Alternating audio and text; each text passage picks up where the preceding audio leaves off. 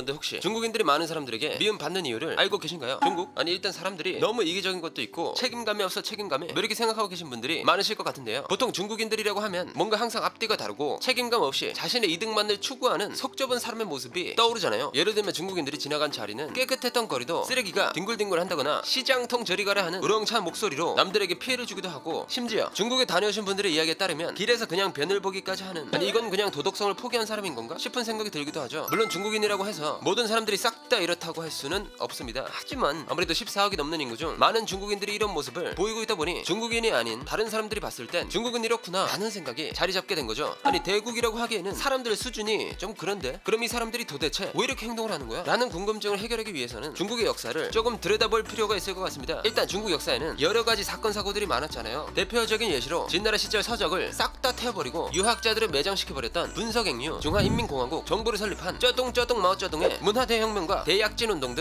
뭐 잠깐만 살펴봐도 정신이 나갈 것만 같은 굵직굵직한 사건이 보이죠. 그러다 보니 당시 모든 걸 직접 겪었던 중국 인민들은 자연스럽게 각박한 삶을 살게 되었고, 그때의 사상이 지금까지 뿌리내리게 되면서 지금의 중국인이 되었다고 하는데, 자 그럼 뭐 느레이그 비밀 대국이라고 하기에는 속이 좁은 사람들만 모인 것 같은 중국의 문화 편 지금 바로 시작합니다. 때는 시간을 좀 많이 거슬러서 기원전 221년 영정 즉 진시황은 혼란스러웠던 춘추 전국 시대를 통일해 중국 최초의 통일 왕조 진나라를 세우게 됩니다. 하하, 드디어 춘추 전국 시대가 마무리되었구만. 자 이제 아주 강력한 중앙 집권 정부를 만들어 볼까나? 중앙 집권 정부? 아니 그게 뭐야? 먹는 거야? 이 멍청한 자식들, 아무것도 모르겠으면 일단 하라는 대로 하면 돼. 알겠지? 야 그리고 난 최초의 황제인데 임마 반말하지 마.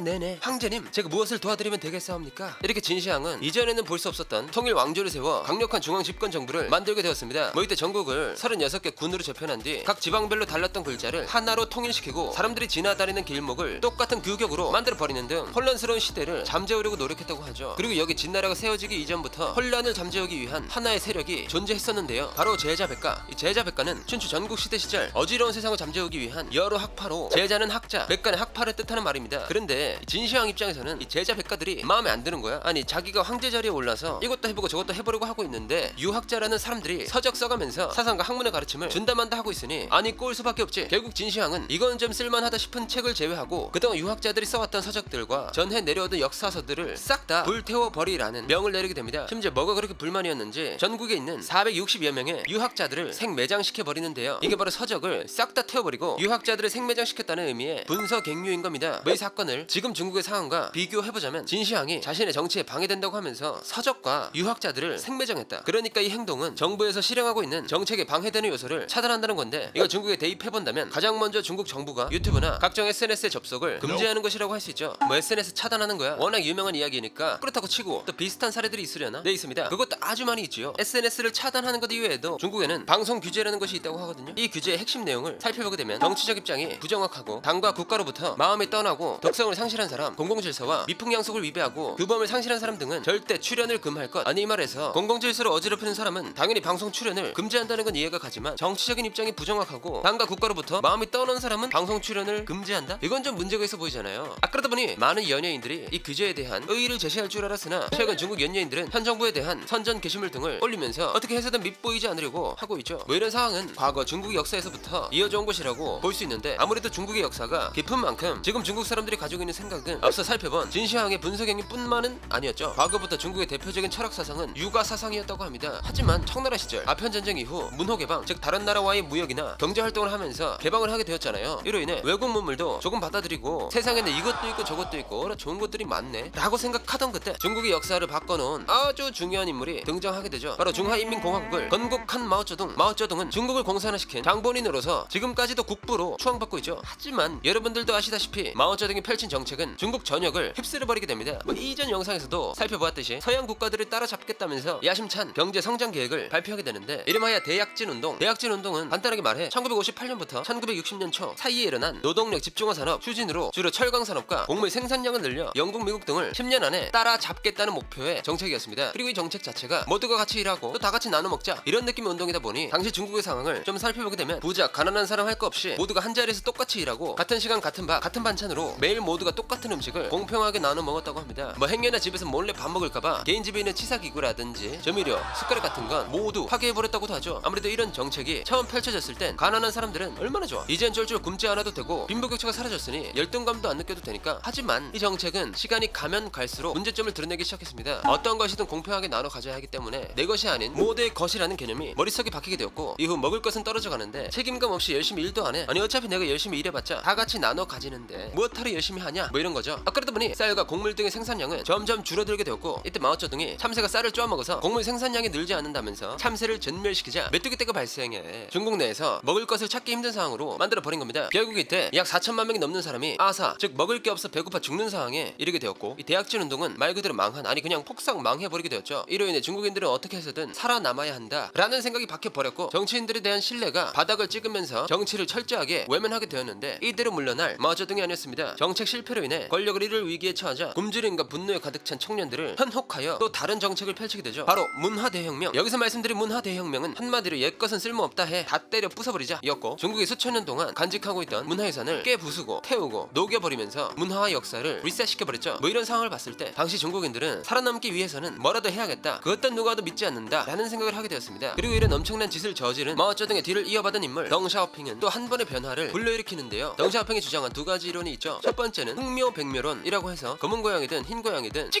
찍찍찍 쥐만 잘 잡으면 된다 해 였고, 두 번째는 선불론으로 일부가 먼저 부유해진 다음 이를 확산시키라 해, 뭐 이런 거였죠. 쉽게 말해 경제 발전을 위해서는 어떤 짓을 하더라도 상관없다 라는 건데, 뭐 실제로 덩샤오핑의 정책으로 인해 중국은 어마어마한 경제 성장을 이루긴 했습니다. 하지만 어떻게든 먹고 살기 위해 발악했던 중국인들에겐 이전부터 이어져온 이기적인 심보는 사라지지 않았고, 과거 오랑캐라 부르면서 우리가 최고다, 우리가 짱이야 를 외쳤던 문화가 지금의 자문화 중심주의로 자리 잡았죠. 이래서 중국인들이 이해하기 힘들었구나. 그럼 중국인들이 아직도 가지고 있는 문화나 특성은 어떤 것들이 있어? 일단 앞서 설명해드렸던 중국인들의 기본적인 마인드를 정리해보면 자기 중심적인 사고, 어떻게든 살아남아야 한다는 생각, 그리고 자문화 중심주의로 말을 할 수 있잖아요. 아무래도 이런 마인드를 가지고 있다 보니 이에 연결된 특유의 문화들을 많이 발견할 수 있었죠. 대표적인 예시로는 중국인들이 지나간 자리는 쓰레기 더미가 쌓여있다든지 길거리에서 너무 시끄러워 고개 돌려 쳐다보면 중국인인 경우가 있을 수 있죠. 이런 경우에는 중국에 러나오 문화가 있기 때문이었는데요. 여기서 말씀드린 러나오 문화는 좋은 일이 있으면 흥겹게 떠드는 것이라고 합니다. 그런데 이 문화를 자기들끼리만 즐기면 몰라 주위에 사람이 있든 없든 소리가 크면 클수록 기가 충만하다는 생각을 가지고 있다고 하니 많은 사람들에게 피해를 주는 줄 모르고 누가 목소리 큰가 하면서 소음을 발생시키는 거죠. 그런데 중국인들이 이런 행동을 보여주는 것은 러나오 문화뿐만은 아닙니다. 중국에는 생리 현상이 급할 때 길거리에서 그냥 싸질러 버리는 문화가 있기 때문인데요. 뭐 중국을 여행해보신 분들은 아시겠지만 어린아이가 입고 있는 옷에 엉덩이 부분이 뚫린 모습을 볼 수 있으셨을 겁니다. 이런 모습이 급할 때 그냥 싸지르자 라는 어른들의 생각으로 인해 볼 수 있는 모습이죠.